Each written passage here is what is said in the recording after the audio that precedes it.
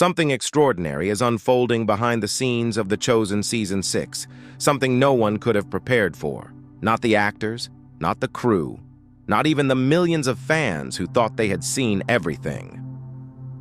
What began years ago as a simple faith-based series has now transformed into something far greater. Season 6 is not just about filming a story. It is about walking straight into the heart of suffering and resurrection. And the closer the cameras move toward the crucifixion sequence, the more it feels less like acting and more like a living encounter with sacred history. Leaked whispers and fragments of footage reveal moments so raw and overwhelming that even those behind the cameras found themselves trembling. These were not ordinary performances. These were transformations captured in real time, written not only on film, but also on the souls of everyone present. The crucifixion sequence was never meant to be just another scene. For the cast and crew, it became something else entirely. A crossing of boundaries between cinema and faith, between storytelling and lived conviction, between history and present reality. Long before the first frame was shot, there were already signs that this season would push the limits of emotion, body, and spirit. The cast had traveled to Italy expecting hard days of filming, but none of them could have predicted the weight that would soon hang over the crucifixion scenes. Crew members later described the atmosphere in words that struggled to capture it, a silence thicker than air. Not the silence of boredom or hesitation, but a silence that pressed on the chest, as if the very ground itself demanded reverence. The production team had deliberately chosen the hilltop where the Passion of the Christ had once been filmed. That soil had already been marked by cinematic suffering, but the decision was not made to copy or mimic. According to Dallas Jenkins, the showrunner, this was a place chosen with intention, a place already soaked in grief and glory, now prepared for a deeper purpose. This was not just a filming location. It was holy ground. Before rehearsals began, before the crew assembled their equipment, Jonathan Rumi, the actor portraying Jesus, stepped barefoot onto that hill. There were no cameras pointed at him, no instructions shouted across the set.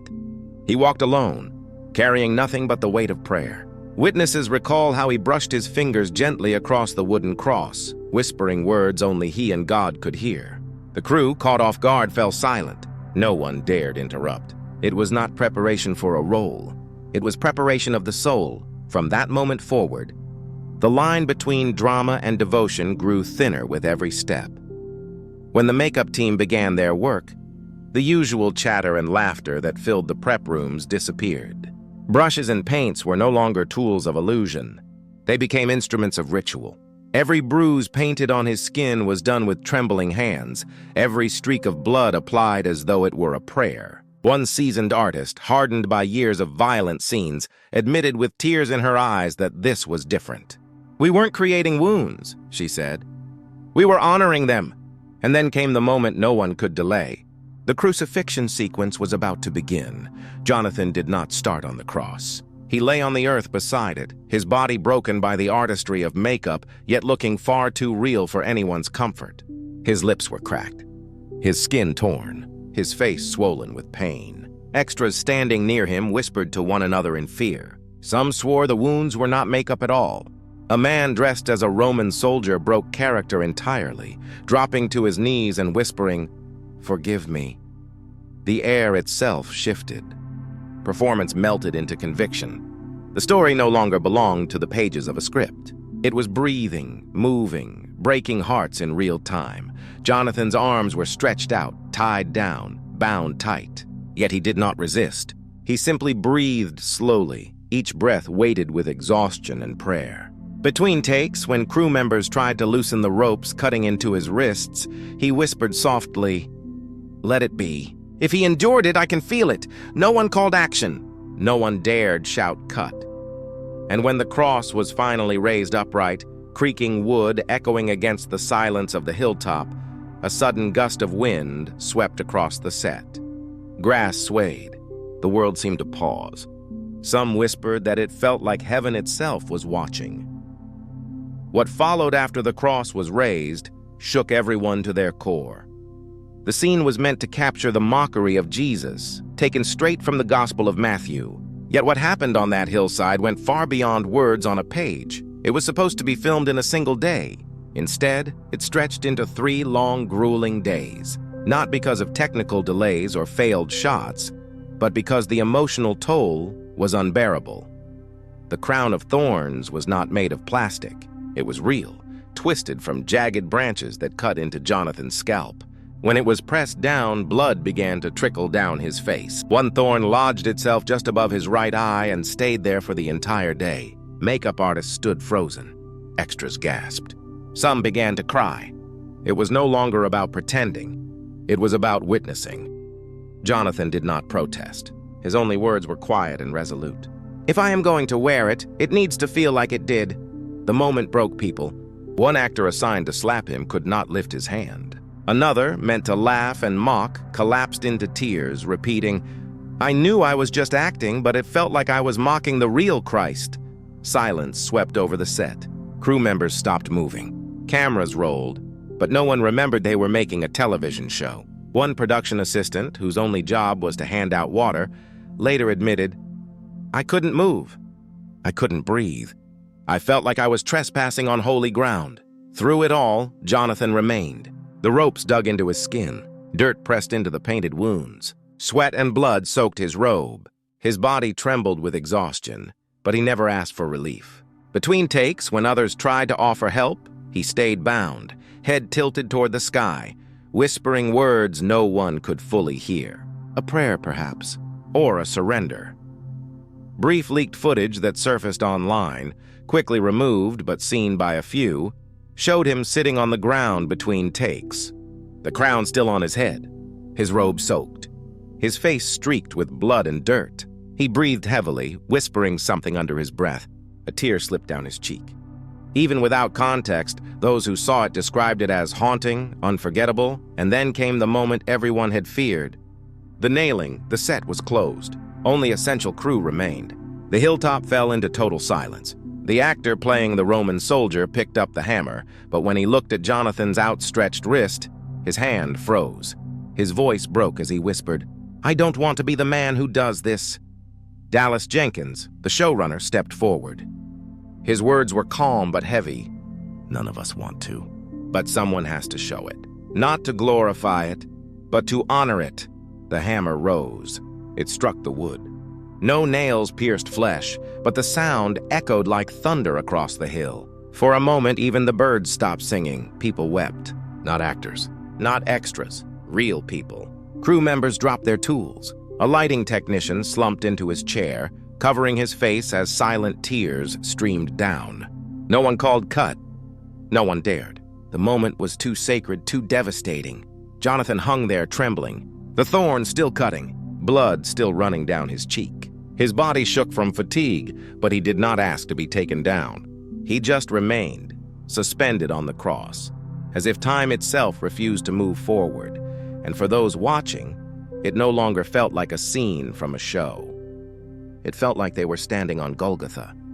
The weight of that moment did not lift when the hammer fell. It only deepened. Dallas Jenkins himself could not endure it. He stepped away from the set, retreating behind a tent where no one could see him. His shoulders shook as he wept in silence. Later, he admitted that he felt like an intruder, trespassing on something too sacred to capture. Yet he also knew he carried the responsibility to tell it. The pain wasn't only on Jonathan's body, he said. It was in everyone watching. Elizabeth Tabish, who plays Mary Magdalene, was not even scheduled to appear in the crucifixion sequence. Still, she broke down, sobbing uncontrollably as if the weight of the scene reached across the distance to crush her spirit. Vanessa Benavente, portraying Mary, the mother of Jesus, could not contain her emotions between takes. She did not cry because of what she had to do. She cried because of what she had to feel. Extras dressed as Roman soldiers collapsed to their knees, whispering prayers of forgiveness. One of them admitted later, "I couldn't keep pretending. I felt like I was mocking God himself." The set was supposed to function like any other production day, but function gave way to paralysis. Crew members forgot their jobs. Camera operators trembled behind the lens. A sound technician stood frozen with his equipment, eyes locked on Jonathan, unable to move. A production runner confessed later that he was supposed to bring cables, but he stood rooted to the spot for hours, overwhelmed by the feeling that he was witnessing something more real than acting. The suffering was not confined to Jonathan alone. It radiated outward, pressing into the hearts of everyone present. Some felt sick. Some turned away, unable to look. Others found themselves whispering prayers without realizing their lips were moving. Jonathan himself did not break. Even as the ropes cut deeper into his skin, even as the crown pressed tighter, even as sweat, blood, and dirt matted his hair and soaked his robe, he never asked to stop. He whispered instead, "If he endured it, then I can endure a shadow of it." His words carried across the silence like a psalm. Every moment blurred the line between drama and devotion. The actors were no longer role-playing. The crew was no longer filming. They were all drawn into something greater, something ancient, something holy. At one point, the actor tasked with mocking, Jesus looked into Jonathan's eyes and faltered. He couldn't continue. He dropped his head and sobbed, shaking uncontrollably. When asked later why, he said, "I felt like I was looking into the eyes of Christ himself, and I couldn't be the one to ridicule him. Even those not directly part of the scene were crushed by its weight." A makeup artist fled to the edge of the hill, covering her mouth to stifle her sobs. A grip who had worked countless productions admitted that nothing in his career had ever left him this shaken. "We were supposed to be making television," he said. But it felt like the hill had become Calvary itself, and still the crucifixion sequence was not finished. The mockery was unbearable. The lashes and jeers continued, but each moment became harder for those involved to survive emotionally. What had been written as drama was experienced as reality. The haunting truth spread across the entire set. People were not just playing roles anymore. They were being pulled into a story that refused to stay in the past. It was no longer history retold. It was history relived, and all of this was only the crucifixion. The resurrection still lay ahead. The crucifixion sequence drained every soul on that hill. Yet it was not the end. What unfolded next pushed the cast and crew past every boundary they thought they had.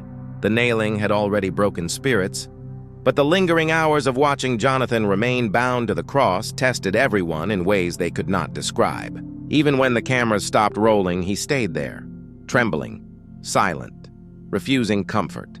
He did not ask for release, as if stepping down too soon would betray the sacred weight of the moment. Birds that had been chirping earlier fell quiet, as though creation itself bore witness. The only sounds were the wind sweeping across the hillside and the faint creak of wood. Crew members whispered to each other that time itself felt suspended. When the final day of filming ended, there was no celebration. No applause. No call of, "That's a wrap." Instead, there was silence. Men and women walked away with faces streaked in tears. Some carried their equipment, but their hands shook. Others sat in the grass, staring at the cross long after Jonathan had been helped down. Dallas Jenkins later confessed that he had never experienced anything like it. He said it felt less like a director's achievement and more like a spiritual breaking point. "I felt like I was holding something I wasn't worthy to hold," he admitted. "It was too sacred, too costly. And yet we had to finish it." For the cast, the wounds went deeper than makeup. Elizabeth Tabish could not stop crying. Vanessa Benavente's prayers became sobs. Extras whispered forgiveness, as though they had lived the roles of those ancient crowds. Even the hardened crew members carried the heaviness for days after, unable to shake the feeling that they had been part of something eternal. The blurred line between performance and reality never returned to normal. People described feeling as though the story had leapt off the page of scripture and taken root in their own bodies. They weren't just filming. They were participating in something that stretched across time, and still, the story was not finished. Because this was only the crucifixion. The resurrection is still to come. Something is happening behind the scenes of The Chosen Season 6 that defies expectation. What started as a faith-based drama has become an unflinching confrontation with history itself. These are not ordinary scenes. They are sacred moments etched into film, but carved even deeper into the souls of those who lived them. And if this is only the beginning, then what is coming next will shake everyone who sees it. No one is ready.